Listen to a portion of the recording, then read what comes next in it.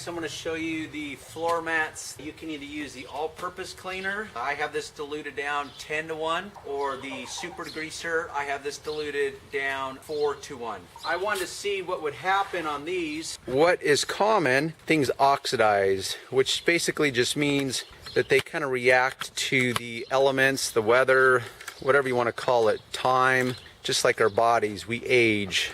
If you use the super degreaser, you'll scrub it and it'll start turning the color of the floor mat. And you think, oh my gosh, is the color coming off? Well, no, it's not. These floor mats are molded in that color.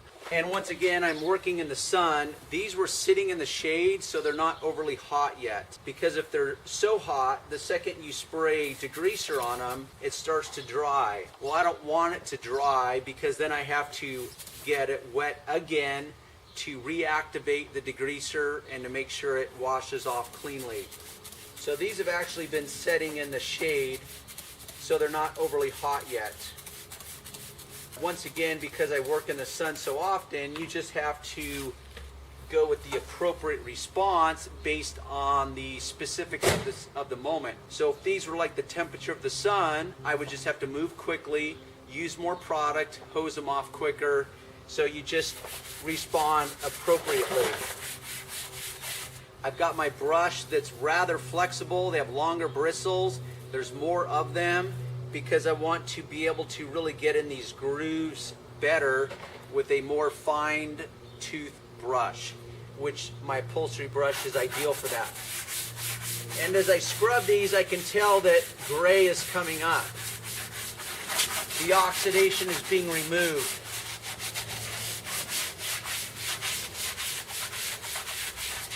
Because I can see it kicking up on the cement there.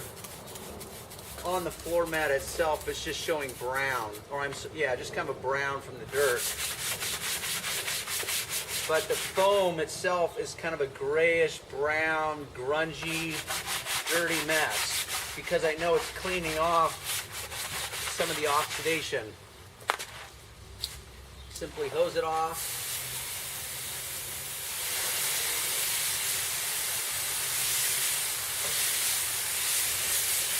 Now, you don't want to just lay this down in the sun to dry, because what will happen is the water will pool up, and because there's minerals in this water, I'm using regular, tap water, hose water, whatever you want to call it. It will pool up, it will dry, and it will create a watermark. So I blow these off with a blower, and then I allow them to dry in the sun or the shade, but I want to make sure there's no pooled water that's going to dry that way.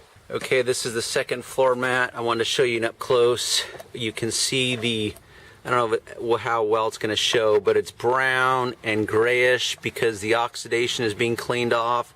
The dirt's being cleaned off. So just so you know, based on the color of the floor mat, that is normal. Not all floor mats are created equal. Just like every material, you can have really cheap floor mats made of very cheap rubber, and you may not get the same results. These floor mats are made of, pretty decent material, pretty decent rubber, so I know that they respond very well to this type of cleaning. So if you have like aftermarket floor mats that you buy at like Pep Boys for like, I don't know, $10 or $12, whatever, you may be a little disappointed because it's just cheap rubber. So I've cleaned this, I've scrubbed it. Once again, hose it off. You can see all the dirt. Now this floor mat's actually been stained. I have no idea what's going on here, but that's the problem with cleaning, is sometimes it reveals things that you just can't control. There's still a little dirt on this edge right here. So I simply reapply, re-agitate, check results, and repeat if necessary. That, I have no idea what that is. Once again, you can't control everything. There is inconsistencies in materials, and sometimes with age, it's just a natural byproduct. So I'm going to blow this off with a blower. I've got these two floor mats done. I'm not going to dress them because that's dangerous, as in, sure, they may look shiny and healthier, but the second your foot gets any water on it, it becomes a disaster waiting to happen. So as a cautionary or a precaution, I do not dress them, and I don't need to with these anyways.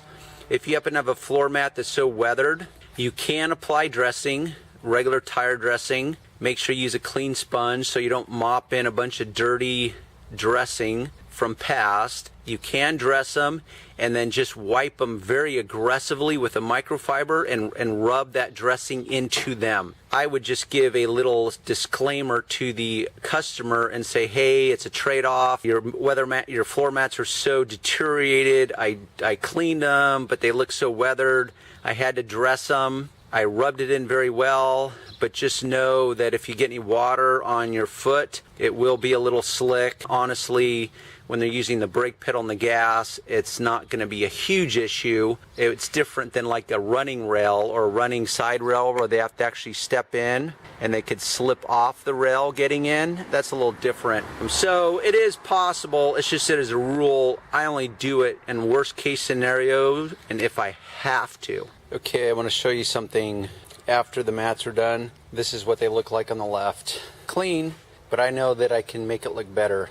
And the customer would be fine with this, but I want it better. Sometimes you will have to use the dressing on the floor mat even though it really goes counter to the accepted rule, at least in my world, because it can become slick. But floor mats are different in that you place your feet on them, you're not using them to get in and out of a truck, so it represents less of a danger. And because this trim shine is so light, it's not particularly greasy. So I simply spray it and then cover the mat with a light dress, just a light spray like this. So it's truly covered like that. And then I take my microfiber and I simply wipe it down very aggressively and break down the shine and the effect of the greasiness or the oiliness, the slipperiness. You can call it whatever works for your world, but I want to break it down so that it looks better. So you've got good and then you've got better. So does this feel different? Yes, it feels different. This feels, just normal, like normal rubber.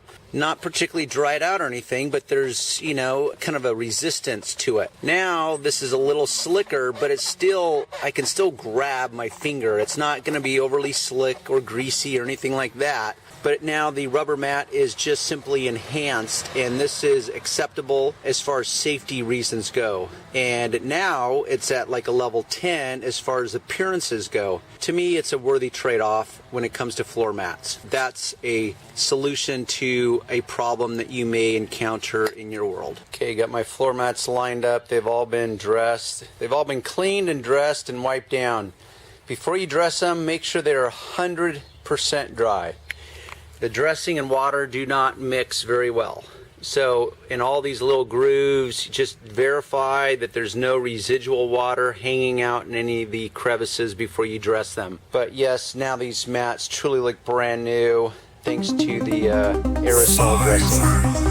5, 4,